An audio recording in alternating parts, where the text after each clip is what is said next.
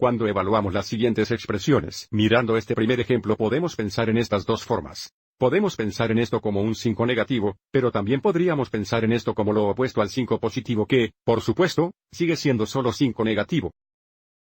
Pero pensar en un signo negativo como un opuesto a veces puede ser útil, especialmente en este segundo ejemplo.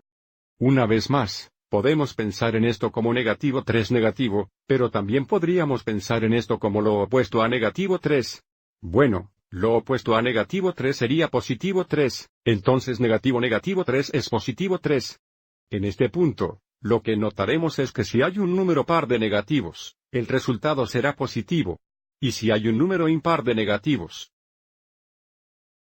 el resultado será negativo. Entonces, para este ejemplo tenemos 1, 2, 3 negativos. Entonces el resultado será negativo 1. O, por supuesto, aún podríamos usar la razón que hicimos anteriormente, trabajando desde adentro hacia afuera.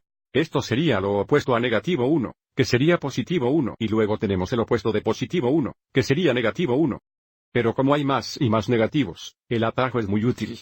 Entonces para este último tenemos 1, 2, 3, 4 negativos. Bueno, 4 es igual, entonces sabemos que el resultado aquí será positivo 8.